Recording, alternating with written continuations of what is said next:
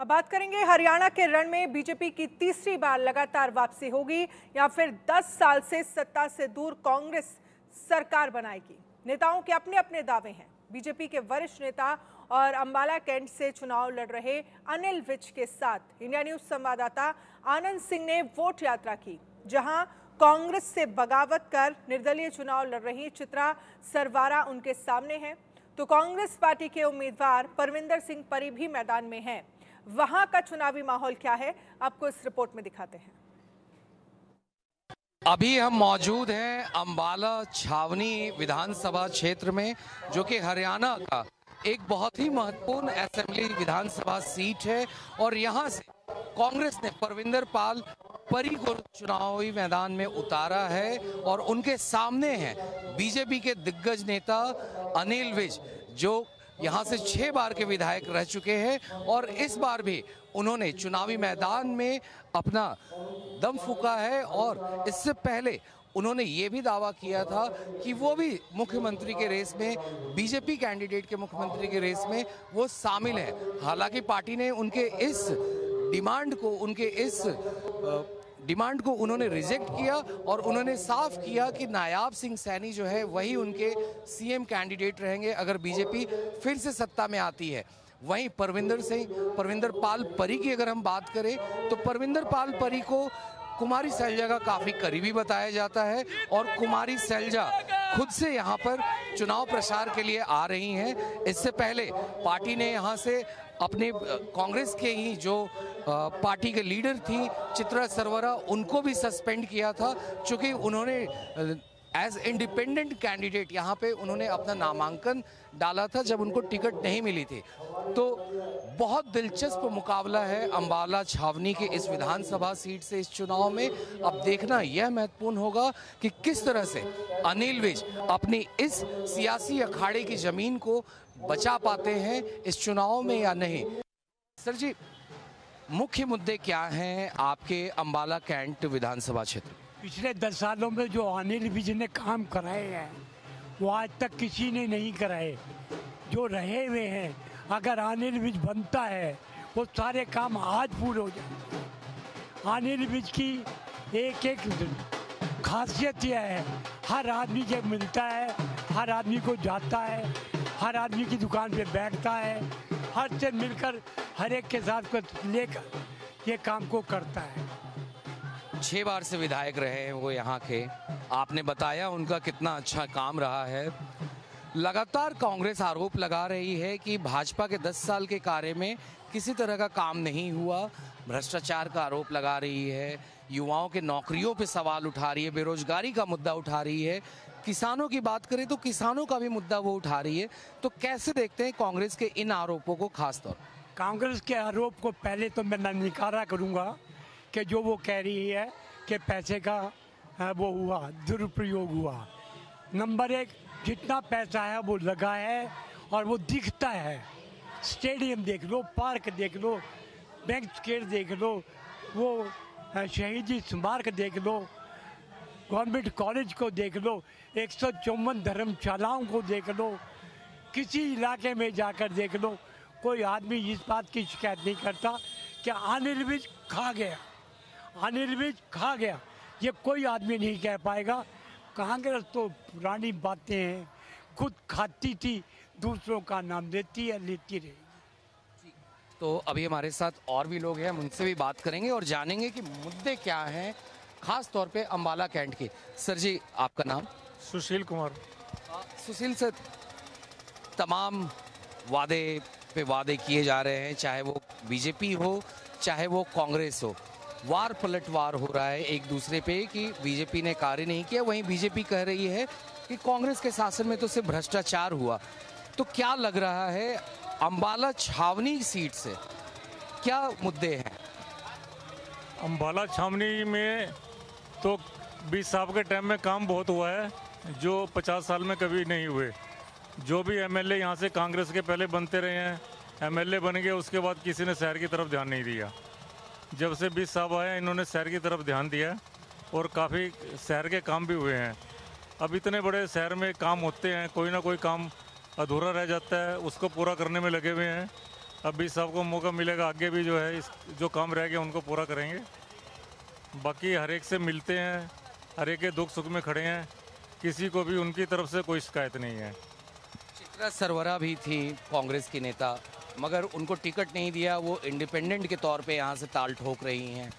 कांग्रेस से परविंदर से लालपरी भी यहाँ से चुनावी मैदान में है, अखाड़े में है। कुमारी सैलजा के करीबी बताए जाते हैं।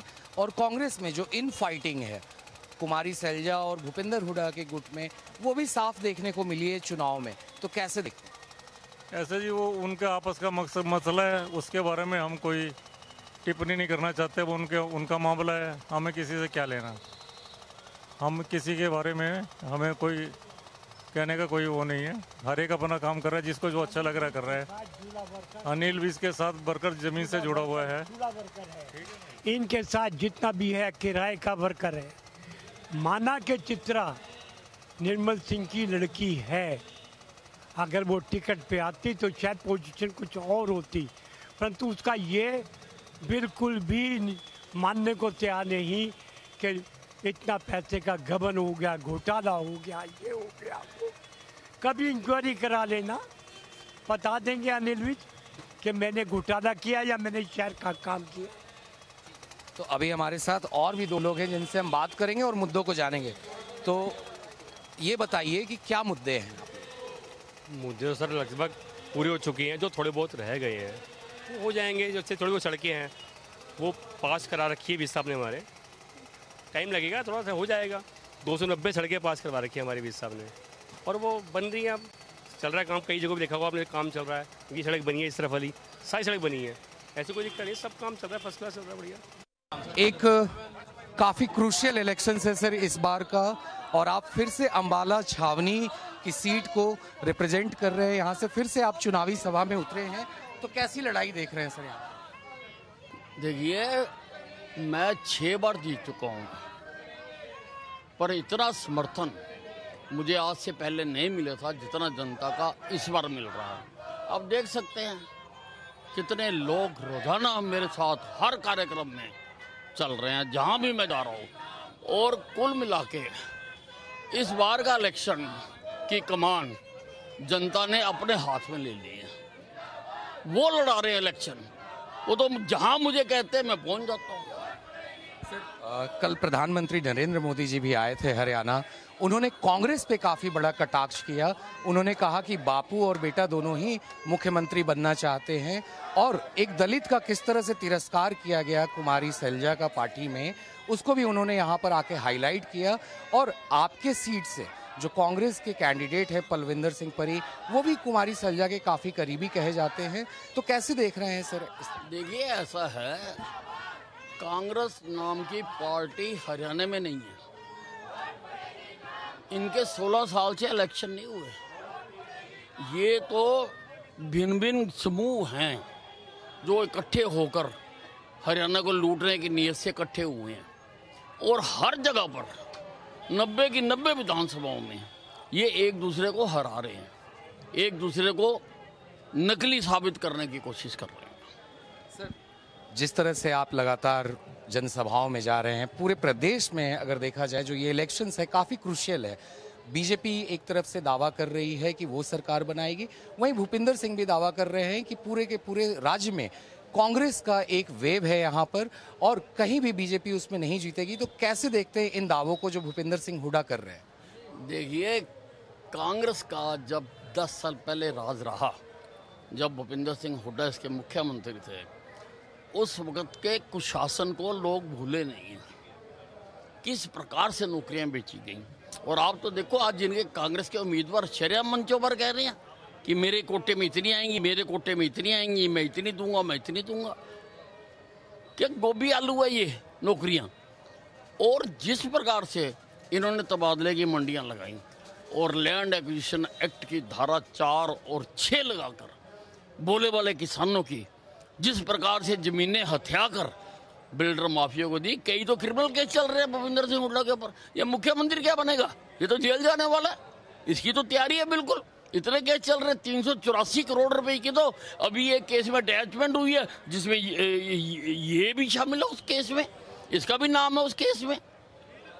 तो हरियाणा का किसान हुड्डे का नाम जब टीवी पर आता है, टीवी बंद कर देता है। जिस रूट से दे जाता है, किसान घरों में जाकर छुप जाते हैं। इतना खौफ है इसका, कौन देगा इसको दोबारा लुटवाना है। और हरियाणा की जनता, मैं आपको बताना चाहता हूँ, बहुत राजनीतिक तौर पर समझदार जनता है। इस जनता ने हमेशा प्रदेश में उसी पार्टी की सरकार बनाई जिसकी केंद्र में होती है। आज केंद्र में नरेंद्र मोदी की सरकार है। नरेंद्र मोदी देश को आगे लेके जाना चाहते हैं। अगर जिस पार्टी की वहाँ सरकार है और उसी पार्टी की यहाँ सरकार होगी तो अच्छा गठबंधन होगा और तेज गति से हरियाणा का भी विकास होगा। अगर किसी गाड़ी में एक गरारी किसी मार्के की, दूसरी गरारी किसी मार्के की, तो वो गाड़ी चलती नहीं है, रोज गियर बक्सा खुला रहता है। सर, चूंकि आप लगातार कैंपेनिंग कर रहे हैं, मेरा आखिरी सवाल है आपसे। कांग्रेस ने एक तरफ 7 गारंटीज दी हैं, आपने 20 संकल्प दिए हैं। 2 लाख नौकरियां सरकारी रिक्त पदों को भरना बिना खर्ची बिना पर्ची, जो आपके संकल्प पत्र का हाईलाइट है। 24 फसलों पर लीगल गारंटी किसानों के लिए आपने घोषित की है। फिर आपने पक्का मकान देने के वायदे किए हैं और भी तमाम बड़े वायदे हैं लोगों से। वहीं कांग्रेस कह रही है कि 2000 रुपये वो भी देंगे महिलाओं को और वो भी पेंशन 6000 रुपये देंगे। तो कैसे देखते हैं दोनों पार्टी? ये कांग्रेस पर लोग भरोसा नहीं करते हैं। जो घोषणा पत्र इन्होंने अब जारी किया है, हिमाचल के चुनाव से पहले भी जारी किया था। वहाँ भी कहा था इतने रुपए महीना हम देंगे, वहाँ भी कहा था इतनी हम पेंशन देंगे, ओपीएस देंगे। आज वहाँ का मुख्यमंत्री तनख्वाह नहीं दे पा रहा कर्मचारियों को, उनकी जो रेगुलर पेंशन है वो नहीं दे पा रहा। लोगों के बिजली के बिल कट रहे हैं, लोग अपने बच्चों की स्कूलों में फीस नहीं दे पा रहे। अरे ये 2 मुँह सांप है ये कांग्रेस पार्टी। ये चुनाव से पहले कुछ और बोलती है और चुनाव के बाद कुछ और बोलती है। मल्लिकार्जुन खड़गे ने जिस दिन यहाँ का घोषणा पत्र जारी करा, उसने कहा हरियाणा को हम ड्रग फ्री बनाएंगे। और इसी पार्टी का, इसी खड़गा मल्लिकार्जुन खड़गे का, इसी राहुल गांधी का मुख्यमंत्री हिमाचल में कहता हम नशा उगाएंगे। ये है इनकी पॉलिटिक्स। ये चुनाव से पहले कुछ और चुनाव के बाद कुछ और। लोग भूले नहीं हैं और लोग सब कुछ देखने के बाद ही मतदान करते हैं। सर, राहुल गांधी यात्रा निकाल रहे हैं, रथ यात्रा निकाल रहे हैं राज्य में, इसको कैसे देखते हैं आप? राहुल गांधी की रथ यात्रा शुरू हो रही है, कैसे देखते हैं? देखिए, राहुल गांधी के प्रति आज हिंदुस्तान में बहुत गुस्सा है। जितना वो आएंगे उतना ही लोग गुस्से का इजहार करेंगे, क्योंकि विदेश में जाकर इन्होंने कहा है कि हम रिजर्वेशन ख़त्म करेंगे। जो बाबा साहब अम्बेडकर ने रिजर्वेशन दी, आज उसको ख़त्म करने की बात करते हैं। लोगों में रोष है, गुस्सा है लोगों में, और कट जाएंगे, मर जाएंगे। किसी भी हालत में कांग्रेस को इन मंसूबों में कामयाब नहीं होने देंगे। ये तो संविधान के रोधक हैं। पहले इसकी दादी ने संविधान तोड़ा, इसकी दादी इंदिरा गांधी ने इमरजेंसी लगाई, रातों रात 1.5 लाख लोगों को जेल में डाल दिया झूठे केस बना के। ये इस पार्टी की आंखों में संविधान की तो कोई कदर ही नहीं है। लेकिन अब हिंदुस्तान जाग चुका है, बच्चा बच्चा जाग चुका है। अब किसी हालत में इस कांग्रेस पार्टी को उनके मंसूबों में कामयाबी नहीं होने देंगे। Very thank you very much sir.